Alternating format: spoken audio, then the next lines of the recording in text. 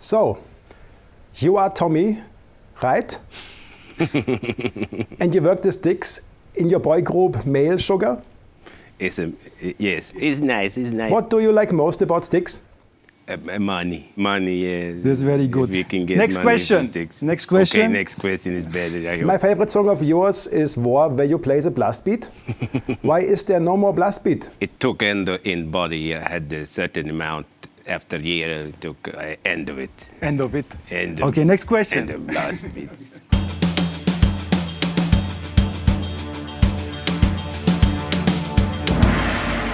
Hi guys, Tomas Meshuggah. Going to talk about some drummy business, I guess.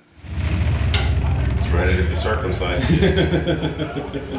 And that's what they do, they take the tip off. Yeah, Yeah, it hurts.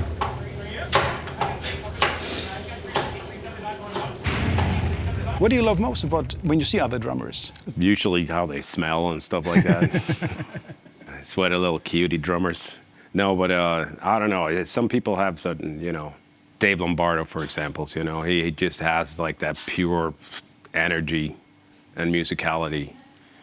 So it's not about whether you can play this or that. It's not flashy. It's just the right kind of drumming, all energy, all heart, I don't really care so much for technical drummers. There's so many drummers that are great technicians, and they would do eights around me all day long, so to speak, on a technical level. But at the same time, I don't know. I don't really think about. I'm not attracted to that. I don't go to look at drummers doing technical stuff. That doesn't really. But when you see someone that's like, that has the thing, Like Dave Lombardo is one of those drummers. Another one, Sebastian, Trans Am drummer, also now out with Baroness this summer. We met him a few times. He's also one of those drummers. If you listen to Trans Am recordings, like every track has the perfect drums for it, very musical playing, So it doesn't have to be a certain way, and it's definitely not technical, I want to be sold. I want to see the drummer act. Yeah, be in there, be in the music and stuff. And sometimes I feel with myself too that I'm not, I'm distanced. I just try to. Sometimes on a good night, I think I'm really in it, but on a not so good a night, I'm more kind of going through the motions and just trying to be as correct as possible as to what I'm supposed to do, So sometimes I'm quite detached, like my heart is not necessarily there, but you're still kind of going through the motions, and you're just trying to kind of make it work and be as precise as possible for the sake of the band and the output of the band. But also, I'm not a drummer. I don't really like to be seen either, so I like to be kind of in the back. Now our light guy, he has some new lights and stuff, so now you actually see me during the shows, and I hate him for it. I used to just kind of be in there in the black, and all the lights were in front of me, kind of towards the crowd. You get used to it, though. I look so great anyway, so, I mean, it's amazing for people to actually get to see it, too, Yeah, I remember one time I wanted to take pictures of you, and it was like dark. Oh, something. No, not in focus. Dark. Yeah, so. that's kind of how I prefer it too. Yeah. When I played the piano, I always wasn't bothered when somebody was in the room listening to me playing. I didn't want that, so I'm there with you. I like to be in the back. You see, these cameras are always. Yeah. Pointed in the other direction. You like to point them away from you at another subject. Yeah, okay, yeah, exactly. I get it. I'm still like that too when it comes to, like when I think that this goes for a lot of musicians. When you're practicing, when you're just on your own and you're just there yourself, you're the most free and the most loose, and you don't have there's no pretensions in your mind, and then no awareness. You're aware that no one else is there, so you kind of let loose in a different manner. You usually play way better too, I think. Exactly. Yeah. Whereas sometimes, depending on what kind of people or whatever would enter the room, and you kind of a little bit like, why didn't go away, Playing live is a different thing, because then you're working up to it, and you're doing a sound check, and the whole day is just about that hour and a half or 2 hours that you're doing at night. But when you're just kind of messing around by yourself, it's a different thing. Yeah. Dark Funeral. Yeah, I was saying Dark Funeral. Oh, did you? Yeah, you gotta yeah, I get did. that German, all that sauerkraut out of your mouth. Fuck you. You have the root in your hand, man. I do. I can club you with it. Heavy hitter in that tempo. A heavy hitter in 250 plus. It's Wow. pretty amazing. He must have spent a few hours owning that skill. You're usually connected to the idea of incomprehensible, right? That's something, the stigma of Meshuggah, or the selling point for many people, which is implying that your music needs brains to get it. So the head thing. On the other hand, those musically not so educated people still get your music, obviously. You look at the shows and everyone gets the 4/4 thing, which is more aiming at the heart. So where do you see your music? More in brains, more heart, or both? Yeah, that's funny you asked that. I definitely see our music, it's mostly 95% of the time, I would say it's cold. And for me, cold means usually it's more like, comes from more of here and less of here. Whereas sometimes we have parts and we have songs, and usually stuff that Morten writes has more kind of, it's more visceral and more kind of heartfelt and more warmer music, you know, in a sense. So we try to have a little bit of both, but overall I would definitely call our music cold in its calculated ways, you know, because it really is kind of very involved, so to speak, that rhythmically and stuff like that. But I mean, not always. I definitely don't think you have to have brains, as you say, to enjoy our music. There's different kind of aspects of that too, though. I mean, I listen to Tool. I don't necessarily understand everything that they're doing, you know. And I don't have a check on, no, here comes the 7, and here's the, oh, here's 5, and then it goes to 6, and then it's 5 again. Of course, I don't know that, but I still love the band. It doesn't mean I couldn't play it, you know, but I still enjoy it. So you don't have to necessarily understand every aspect of a band and rhythmically or anything to be able to enjoy it. There's usually more points to the music than just the notations.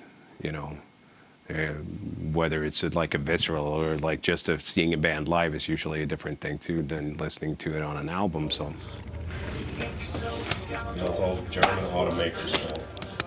Right. We shouldn't even cut them, just like this. Yeah, right. And a bunch of mozzarella cheese on it. Then be very specific about everything you spice it with. Oh yeah, everything is super specific. You once told me in the car when we were driving to Morgan that some people claim that you are professors. Or yeah, they think so. There's all these rumors, you know. Weird shit. Yeah. Our bass player, Dick, he's the only one that's really kind of schooled a player, and he's the only one in the band that actually plays jazz. He has a jazz trio on the side. So there's a lot of rumors like that. Just because you kind of play an advanced style of music that they don't recognize, they think that you have to have gone this way and done all these things.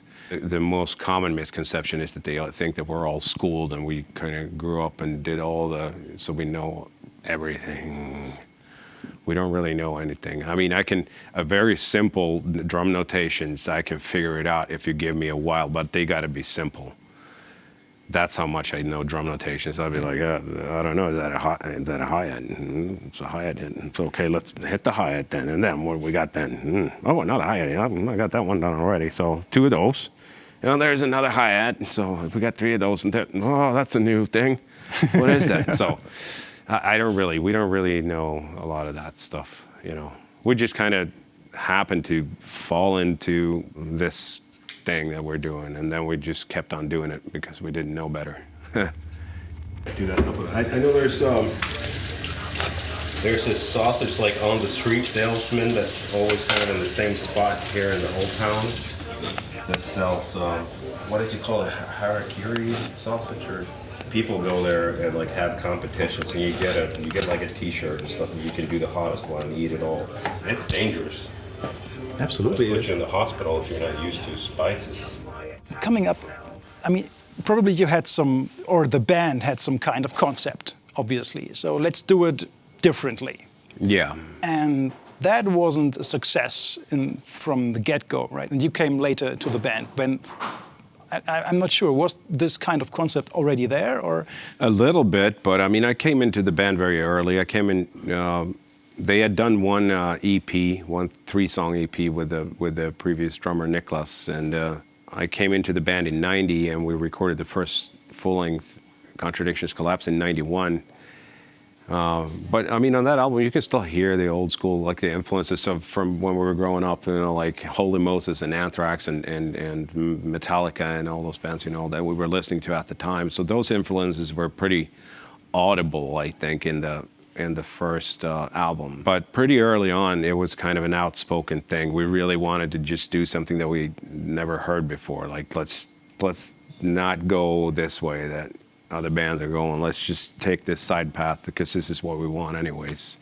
Where we would mix influences, you know, there would be, at the time in the early 90s, we all listened to a lot of fusion. So you had like the Alan Holdsworth leads, you know, and some of the rhythmical ideas, I guess, were kind of inspired or influenced by like old progressive music of that time and previous, and also the fusion and jazz kind of stuff that we were listening to at the time. But then, you know, even though it was outspoken, we want to do this, we want to just kind of create our own path. So we tried. Whenever we wrote a new song, we wanted that song to be like every part of it, hopefully. In the best of worlds, we wanted every part of that song to be something unique that we hadn't heard before. You know, at least if it wasn't in the tonality of the riffings, it would be in the rhythmic aspect of things.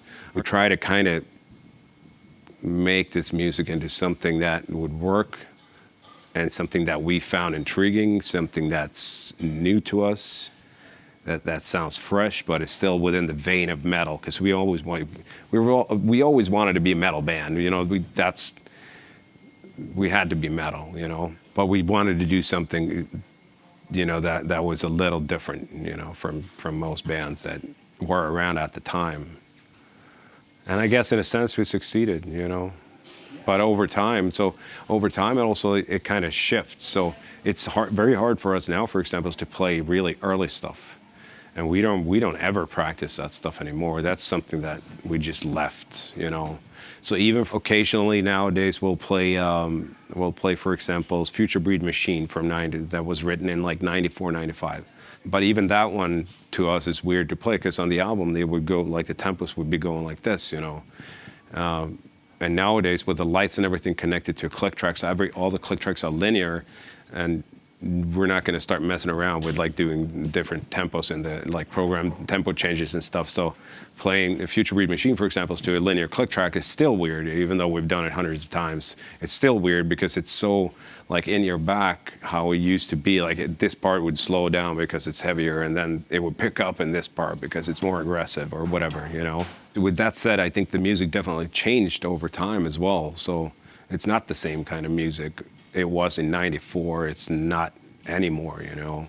It's definitely kind of taken on a life on its own. And by now, when we start writing and when we do write new songs, we don't even have to talk about it or anything. We just kind of automatically search for something that's this unique expression, or something in that song that has like something that we haven't heard ourselves do before, at least, you know. Maybe a little more oil first. You can't have too much of that. Holy smokes. Yeah, Right. big first pepper grinder. Right. Not too shabby. Melania, pink salt. Ooh. From my German perspective, you weren't there. No. No, you weren't playing Yeah. there for ages. I mean, the tour with Machine Head, and then some festivals here and there. But it took until, I think it was Absen, before you had a different booker, and then there were German dates. Yeah, especially in Germany. Yeah. We didn't have a good booker before that. And Exactly. So for me, it always was, hey, do you know this band? And everyone was like, nah, what's this, man? I don't know. That's I don't want to count, blah, blah, blah, blah. The thing we were talking about earlier. But now you've kind of made it. And don't take the shortcut to success and do what everyone else is doing. So how was that for you? That's the interesting part for me, sticking to the formula and getting better at that. Yeah, it meant a lot of years with really no money, because we pretty much plainly refused to work regular jobs. We were just, no, we're gonna do this. But we didn't make any money off of music for many, many years, obviously. And like you said, even if we toured Europe, like huge chunks of Europe were never a part of the equation until the mid-2000s, 2005 maybe. So I don't know, we just kind of, I don't know. What did we do? You tell me. We did something, and then something happened, and now we're here talking to cameras. Yeah. So they saw that I was sitting there, so they were like on the door. Mr. Haake, Yeah. what happened? Did the fire guys come? No, they didn't. No, the apartment smelled like complete ass, or I don't know. It felt like I kind of ruined the apartment. Let's get back to drumming. You have to deal with repetition a lot. I mean, it depends in what sense you mean. Most drummers have to deal with repetition, It's so much pattern based, and everything is. You can't write let's say a Slayer song or something like that, because it wouldn't fit the formula now. So you are stuck with this complex repetition. So how is that for you? Is it a kind of a cage in some? I wouldn't say so. I mean, you're so used to it at this point too, that's just the formula of what we're doing, that it's not really. You don't really have a certain emotion with it or towards it or anything. It's just what it is, And since a lot of the repetitions go kind of over the bar line, so it's still like not just the same chunk exactly you're playing over and over and over, but maybe it's thrown off to where the backbeat is or whatever, to the one. So I don't really see it as those repetitions. I see it as long chunks of, whereas if you wanted to, you could see, here's this repetition of this pattern, that pattern, this first pattern again, and then the second pattern, and so on and so forth. But I don't really see it like that, because it's usually over the bar line kind of thing. So every chunk of 8 or 16 or 32 bars I see as one continuous piece, more than the repetition of an odd timed cycle. So I just feel that. I try to this is what I feel. 3, 4, and then whatever is going on, the convoluted things that are going on is just part of this one big chunk until you kind of start over and go into the next part. So for me, it's not, I don't think about the repetitions. Sometimes initially when you write the song, you might be thinking or just at least being aware of that, the fact that, okay, we have these 2 cycles, this one is 15 16th notes, and then the next one is 13 16th notes, and then they repeat. But that would only be if you're taking a guitar, for example, that is not necessarily playing those notes, and then you edit it. So you cut the guitar, or you're puzzling it, with guitar and bass parts. Then you might be aware, early on in that regard, whether this is 15th, 16th notes or whatever this is, and it repeats. But once you kind of put it into a chunk of music, and you have whether you have a backbeat or whatever is going on with the drums, once it's kind of turning more into a song, you immediately kind of lose track of those repetitions. And since they're usually change over the bar line anyways, so it's not a repetition in that sense. It's not an identical thing you're playing. Your feet might be doing it identical, but to your hands, they're not necessarily identical.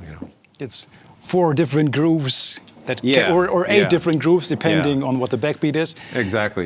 What was your learning curve with exactly this formula? 20 years back. It was really, when I joined the band, I had to really, because they already started writing these kind of things where the cycles would kind of go over the bar line kind of things, whereas what I played before was more straight, odd time signature stuff, when you would start over, that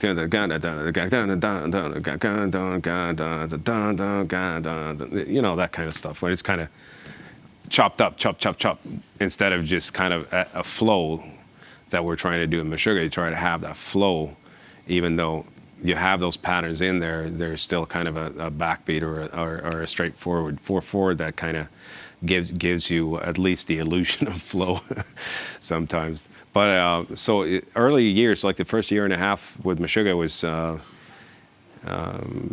very extreme. I mean, we rehearsed, I remember rehearsing 10 hours, 14 hours sometimes without even eating. We were just kids, basically. And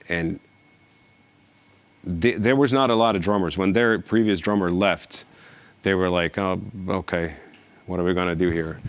There's not a lot of drummers that were kind of doing metal in any kind of like a little, you know, on a more advanced level in Umeå, in Norrland, in Sweden at that time.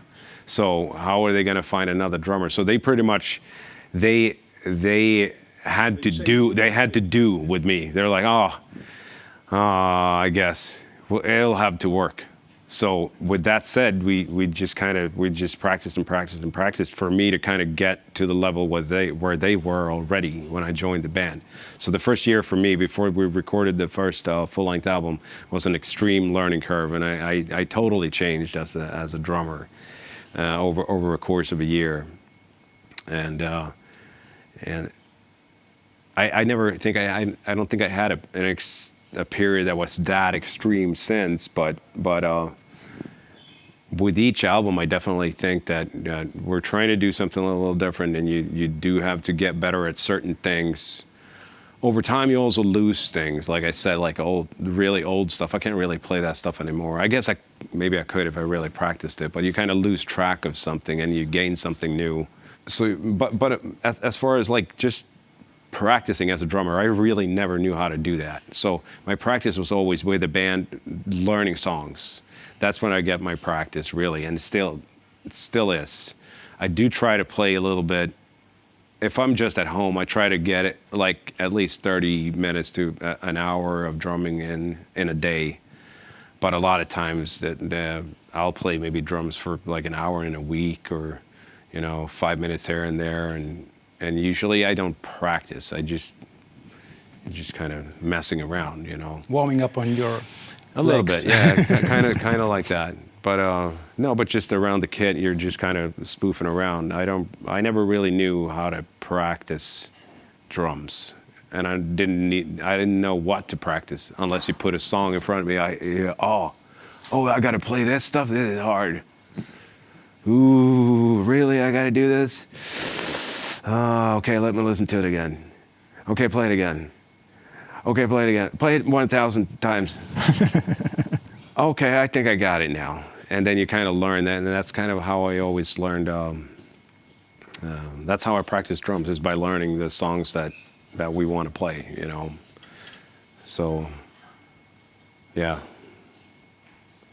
I keep completely ignoring the threads of your questions here. I just can't watch any television at all. I have to ignore it every time it's anywhere. Yeah, it gets pretty annoying. And nowadays, it's Swedish television. I don't know if you have this in Germany, but online casinos. Ah, okay. Maybe, They but kind of completely took over all the ads in TVs, and now, so basically, I would say 95% is just that.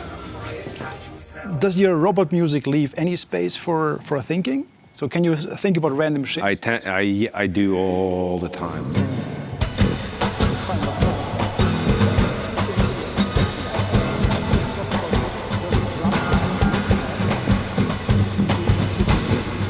Oh, what am I doing? And my body's just kind of playing. Yeah, and you kind of almost wake like up because you're just yeah. thinking about what you're going to do in 3 days from now, and that happens quite often, almost on a nightly basis. So I try to like be in the music, and when I am, I usually mess up less. But sometimes I can't even like keep myself from just going other places. You're playing, but you're just thinking about completely. I wonder if the fishing is going to be good up in my mom and dad's summer place later in July when I get up there. I hope it's not too dry. I really hate it if the river level's too low. That would suck. So those are the kind of things that I'm thinking about It was not a good thing for me. My mouth wants it really spicy, but my belly does not want it that spicy. Yeah, exactly. Everything up to the digestive part is good. It's very nice, yeah. Like I used to be able to eat like vindaloos and stuff like that. I can't do that anymore. When I got to your studio, basically the bass player is writing a lot of the songs. And you are writing the lyrics, or a huge chunk of it, and you are pre-producing the vocals. Yeah. That I felt odd. So how did that come into place? So. I don't know. We started doing that a long time ago, just because I think for the last album, Violent Sleep of Reason, me and Dick, we did write a lot of the stuff together. So he's like on the couch with a bass or a guitar, and I'm programming, and we're figuring out, okay, what are we doing? Where are we going with this next part? And we're trying things out, and I'll program drums as we go. And by the time we have like what we feel is more or less a finished song, it would be difficult for Jens to come in and just, I'm going to put the vocals like this. You have to kind of be intimately aware of what this song means and what changes it's going through and what you kind of visualize for the song. So with that said, I think it's easier for me to, since I write most of the lyrics too, it's easier for me to just grab a mic and try to start figuring out like how I want to put the vocals. And usually it's just on super high distortion, so it sounds like someone's screaming, but you're really just whispering into a mic. Yeah, like so Ministry, and I felt like it sounds a little bit like that. Yeah, that's true. We do things a little different, I guess, and pretty much everyone in the band writes, and everyone writes drum parts, and everyone's kind of involved in a lot of in pretty much every aspect of the band. Morten also writes some of the lyrics, and so it's definitely not as you see some bands where you have like one guy that's the main guy that does everything. You know, it's his band more or less. But we don't really have that. We're definitely a unit of the members of the band. Yeah. You know, when we cook, then pretty much everything finds its way into the meal. Like everything from... You just use anything and everything. And like, yeah, basically. Like whatever is around, if it's just nuts and cheese and tea bags and whatever. And then we usually serve it to one person we really do not like. As soon as you start adding tea bags to any kind of meal, I don't see how that's going to come out. Like something nice. No, not really nice. You're wrong, obviously. No. Let's do it.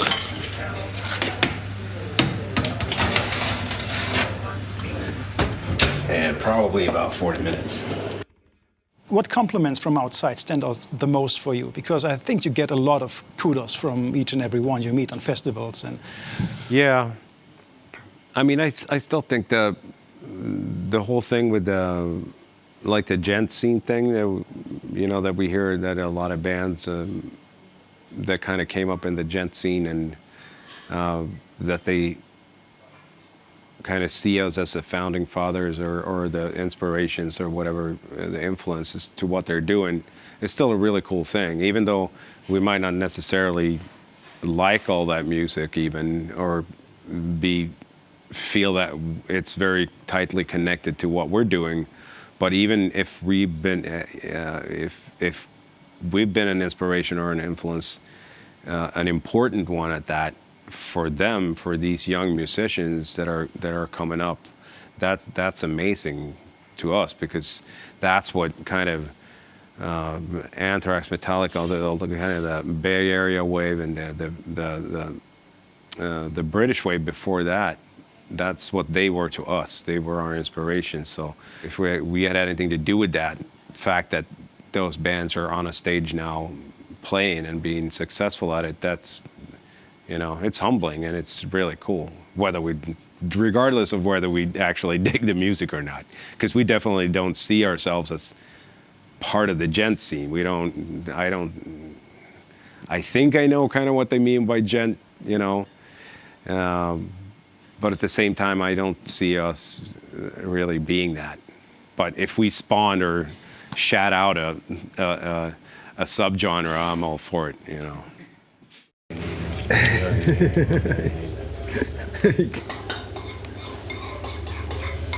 It is.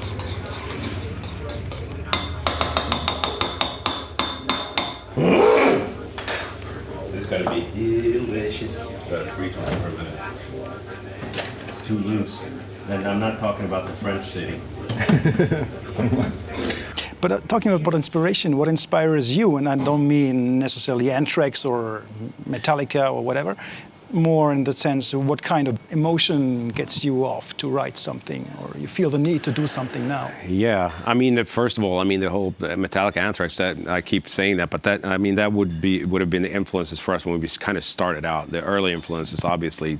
As you go, I think we deliberately tried to avoid having audible influences in our music that you can hear that, oh, I've heard kind of this before. This sounds like that thing from that band. We really always tried to eliminate any of those things. When it comes to our music, we do have a very, I think I would call it a cinematic sense or a visual sense. We are very visual in our what we mean with a song, or if I talk to Morten about a song, like what are you thinking, Harry? His answer usually wouldn't be about music or about the guitar and what the guitar is doing, but it would be more like a visualization. I'm thinking like this, and I have this idea that to this and to that, stuff like that. It's a part of the songs that it's like it's a visual. There's definitely a strong like visual aspect and sense to our writing, and we would love to, and we have been wanting to get that out on somehow to transfer that and translate it to video format, but it never worked, and all our videos are shit basically. So I like two videos. The best thing for me is from Nothing. Rational Gaze, yeah, because Gaze, yeah. All the visuals are in conjunction with the music. Yeah, everything is blurry and everything is like waves, and that makes sense to me. That's the only one I like, actually. So I kind of like that one, yeah. That works, and I like the fun one from Destroy, Raise, Improve when you have the cameras on the heads, because it's more like an art installation thing. Oh yeah. This is it's just a spoofy. The feedback, yeah, but this is creative and weird and dark in a way. So yeah, I guess in a sense, and I think also to a certain degree the more extreme or the more visual your idea is, the more you're going to obviously be disappointed, because it's even for someone else, for a video director or someone to understand your vision is one thing. I don't think anyone ever did that, but then it also not only understand it, but be able to kind of make it into something, and without it costing $1 gazillion is another thing, We were always a little naive when it came to, yeah, this is going to be great. And then you see the video like, it didn't turn out great at all. Yeah. Definitely done. All right, man. Let's do this. That's all the cheese that makes it stick like it. It's nice. Those are IKEA dishes, right? The plate? No, the plate, yeah. No, it's not IKEA. I mean, it is, but I'm not admitting that. I'm pretty sure it is, actually. I mean, IKEA is a Swedish thing, but most Swedes have a lot, like too much IKEA. I'm actually trying to, that's like part of the reason for the furniture and stuff. Yeah, get rid of. I used to have way more just like IKEA everything. Get rid of that crap. I don't really like a drum tech? We never talk about drum techs, and I think it's very that's important. Weird. We should talk about drum techs all the time. Yeah, because without them, it's very important to me. I don't need my drum tech to be a great drummer. It's completely not necessary at all. I need him to have a sense of like be able to sit down and look and see, okay, this is how he likes it, and be able to reproduce that on a daily basis. And at this point, my drum tech Jimmy is really good at that. So at this point, he's very tuned in, And also, he tunes drums great.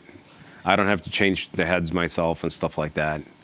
I rely on him, and I don't have to get out of bed so early every day because I don't have to set stuff up. So he's a lifesaver, And no, techs, I think, regardless of what instrument you play in the band, your tech is. It's your go-to guy, and it's the one you depend on the most, more than more than even bus drivers or tour managers or anything. You have your guy and you're like, oh, okay, we're good. I got my guy here with me. My guy. Yeah. What do you say if you started in Sweden? Gesundheit. What? Gesundheit. No, I'm kidding. Yeah. I am. Of course you do. We don't say that. We don't say anything. We just start eating. Bye for this time, guys. Big thanks to Philip and his weird drum talk businessy thingy. Oh shit, I can't stop it. What's going on here? Oh, it's a Tremors. Blast beats Yeah, tonight. they're starting, yeah. All right, cheers, guys. Thank you. Yeah, we just start eating. Unless it's something you already know it's going to be really bad, then you just talk random shit and you don't eat at all. Okay. You just leave it.